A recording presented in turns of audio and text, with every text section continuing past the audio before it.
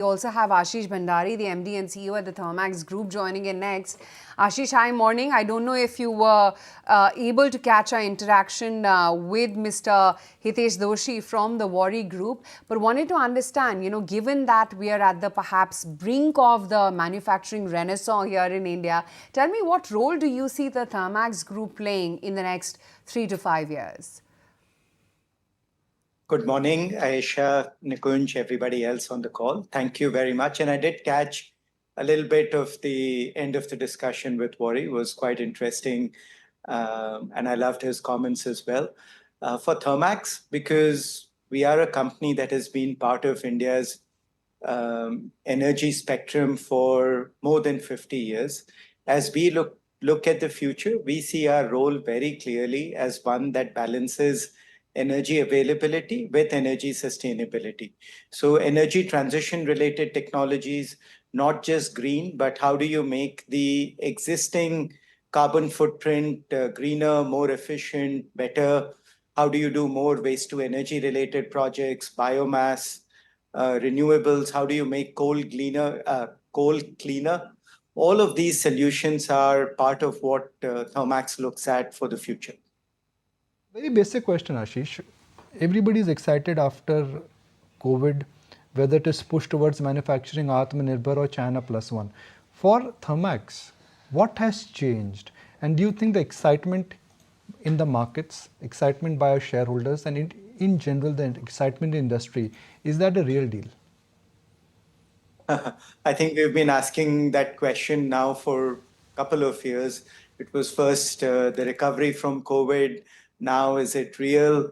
The last month and a half, I've been as part of a Thermax reinvention kind of journey. We've been traveling to multiple cities in India. So in the last month alone, I've been to Chandigarh, to Ahmedabad, to Kolkata, to Hyderabad, Lucknow, and almost every place that I have gone to, where I meet CEOs, where I meet customers, everyone looks positive. Yeah, there is some, because of the elections, maybe a quarter or so of decisions that people are looking, do I wait, do I not wait?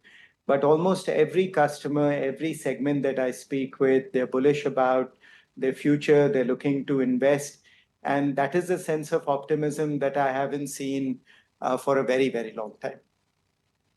How much of it's real. How much of the excitement is coming from businesses where you're gaining because China is losing? Tough to say directly. Yeah, anecdotally, when you ask people, you get some instances like textiles. Very clearly, you can hear that across the board. Some amount of chemicals and pharmaceuticals, you can hear that. So anecdotally here and there, but I would say for almost everybody that I speak with, including people that are looking to add capacities in India, the domestic consumption story is a big part and perhaps a bigger part of the dialogue. Okay, energy transition, something which everybody is excited about. Wari is excited about what's happening in solar. You're excited about new energy.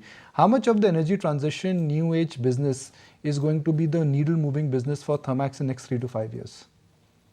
A significant portion. It already is, and going forward, I would imagine by 2030, almost 2/3 of Thermax would be growing businesses that are very, very small today as part of the larger Thermax portfolio.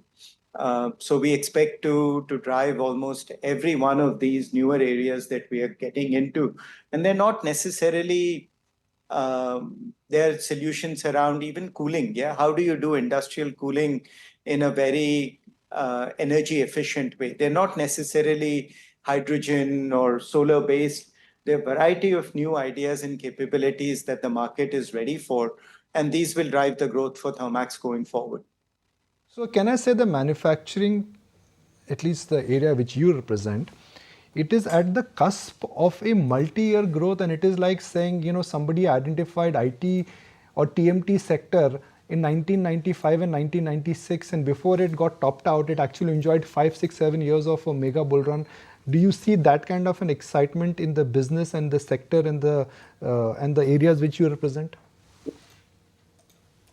guess it's a relative point on how much growth to expect. Do I expect a multi-year strong momentum based on India demand and also in many cases international demand as well, based on differentiated capabilities we have in India? Absolutely, yes.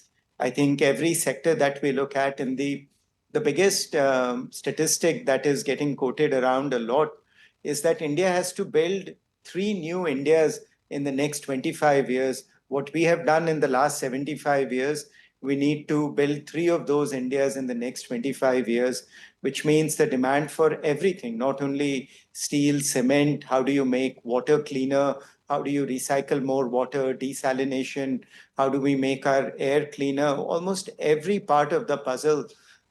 Newer things would be required, new technology, more demand, more capabilities. And these are the spaces that Thermax plays in.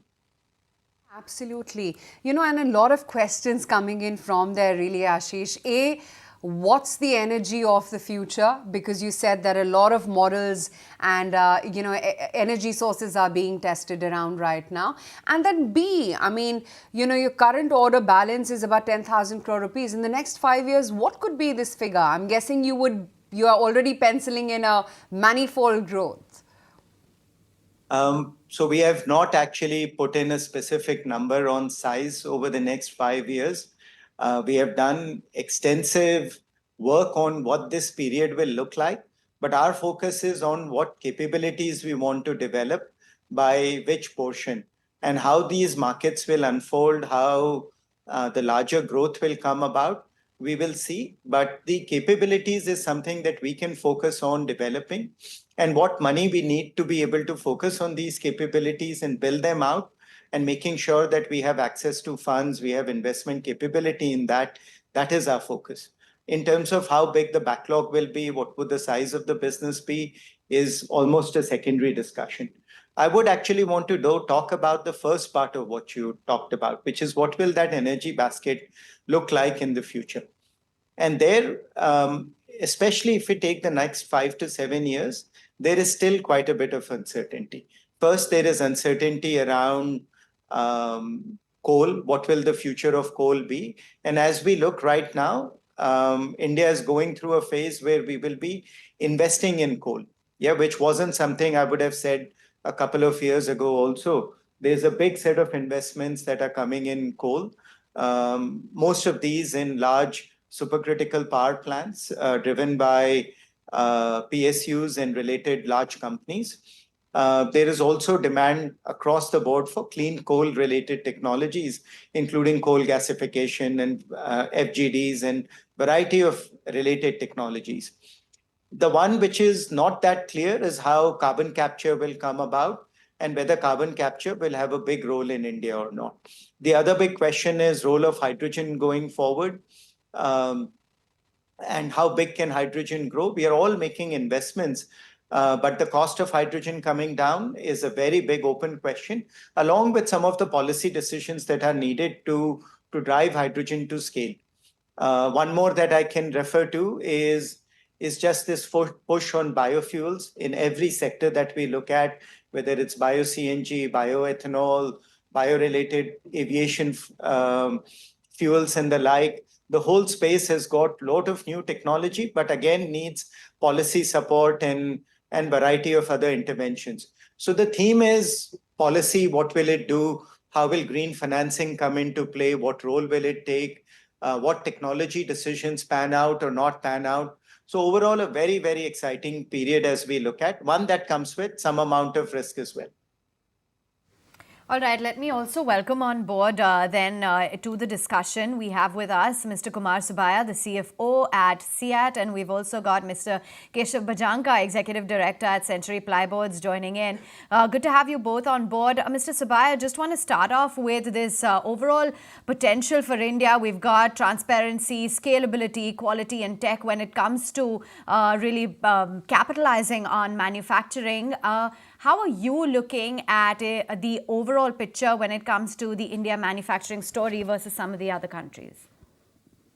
India is a good place for manufacturing and exporting tires. So, particularly in auto ancillary space, we see a huge opportunity for India, and therefore, from our standpoint, our growth rates that we have assumed for the next 3 to 5 years is certainly higher than our growth rates assumption for our local sale, both to original equipment manufacturers and the replacement. In the tire space, India is in a good position because most of the raw material that go into the manufacture of tires is available locally in India, and we can compete well with China, as China doesn't have a natural rubber local sourcing opportunity, and therefore we will be able to compete well with them. And on quality side as well, India has a good perception. So therefore, matching both quality as well as in terms of our ability to manufacture tires at a competitive price. So India is really in a good position to take advantage of the global supply demand situation. Ashish, I'll get closing comments from you, which is that let's use the GDP as a benchmark here. The GDP is expected to grow in the region of about 7 to 8%. I add back inflation, that makes it a nominal GDP of about 12 to 13%. If I look at fine companies like Thermax, they will gain 2 or 3% more than the GDP. So can I say 15 to 18% growth for Thermax, like a big picture growth for Thermax for next 3 to 5 years is given? I don't know if it's given, but that is definitely the number to aspire for and to do better. Yeah, I don't think anything's given. Load of it depends on many things that will unfold. But as an aspiration and to aspire to meet those and to do better than those, I think that's a fair ask. So I'll not be fair away from the mark when I say that next 3 to 5 years for Thermax and for the sector which you represent, अच्छे दिन नहीं, बहुत अच्छे दिन है. I will rely on your judgment again and again. I would say where I come from is at least a focus on capabilities, which is perhaps easily the most exciting time in the last couple of decades on the kinds of newer things that we can bring to the market and an appreciation and a demand for those kinds of things. I think if the larger economy continues to do well, the rest of the growth will also come through. Yeah. All right, Ashish, appreciate your time. Thank you for joining us. Mr. Subbiah, I go back to a very basic question in the